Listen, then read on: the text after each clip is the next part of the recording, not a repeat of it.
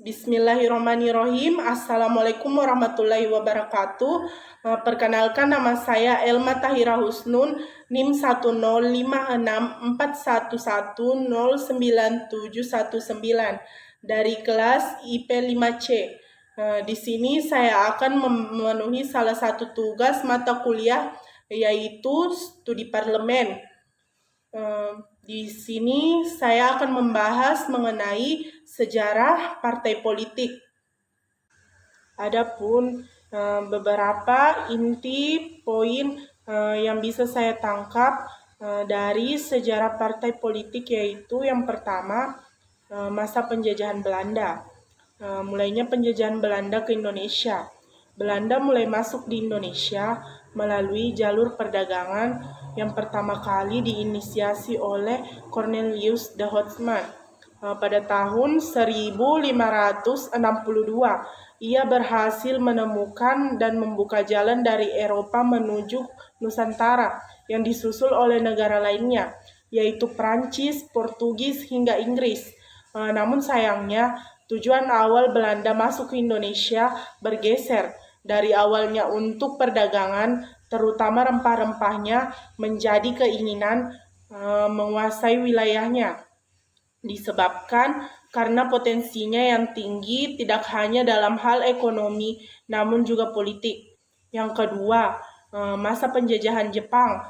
Jepang menjajah Indonesia selama 3,5 tahun, di mana pada tanggal 1 Maret 1942 Jepang menguasai Pulau Jawa. Jepang menganggap saudara tua Indonesia. Jepang awal mula kedatangannya bersifat baik, tetapi lama-kelamaan bertindak sewenang-wenangnya. Rakyat Indonesia diminta kerja paksa, atau yang lebih sering disebut dengan romusa. Rakyat diminta untuk menanam padi, jagung, dan memperbaiki jalanan. Jepang menjanjikan kemerdekaan Indonesia. Selanjutnya membentuk Putra, Pusat Tenaga Rakyat, Heiho, atau yang biasa disebut dengan Pembantu Prajurit Jepang, dan PETA, atau biasa disebut dengan Pembela Tanah Air. Yang ketiga, masa setelah kemerdekaan. Pada masa setelah kemerdekaan, Muhammad Hatta selaku Wakil Presiden Republik Indonesia mengeluarkan maklumat nomor 10 tanggal 16 Oktober tahun 1945.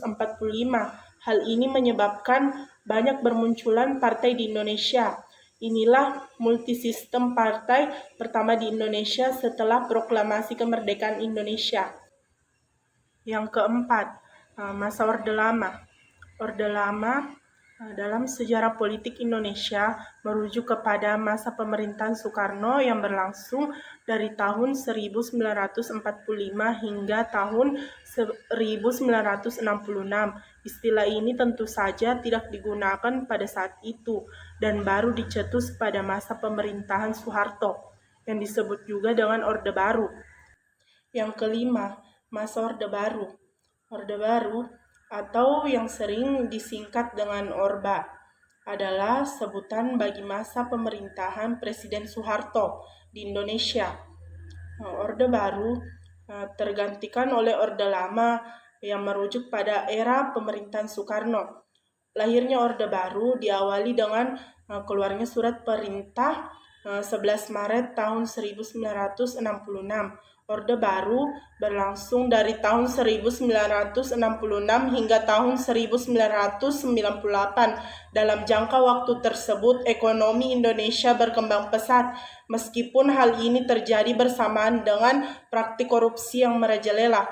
Yang keenam, masa reformasi. Era reformasi atau era pasca Soeharto di Indonesia dimulai pada tahun 1998, tepatnya saat Presiden Soeharto mengundurkan diri pada tanggal 21 Mei tahun 1998 dan digantikan oleh Wakil Presiden saat itu B.J. Habibie.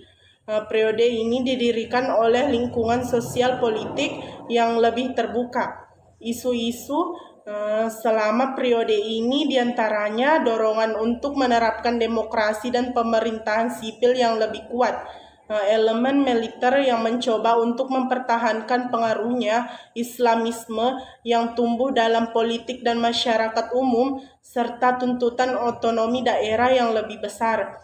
Proses reformasi menghasilkan tingkat kebebasan berbicara yang lebih tinggi, berbeda dengan penyusuran yang meluas pada saat Orde Baru. Akibatnya, debat politik menjadi lebih terbuka di media massa dan ekspresi seni makin meningkat. Peristiwa-peristiwa yang telah membentuk Indonesia dalam periode ini diantaranya serangkaian peristiwa terorisme atau termasuk bom Bali tahun 2002, serta gempa bumi dan tsunami Samudra Hindia tahun 2004. Mungkin itu tadilah penyampaian saya mengenai pembahasan sejarah partai politik. Lebih dan kurangnya mohon dimaafkan. Billahi fisabilil haq fastabiqul khairat. Wassalamualaikum warahmatullahi wabarakatuh. Terima kasih.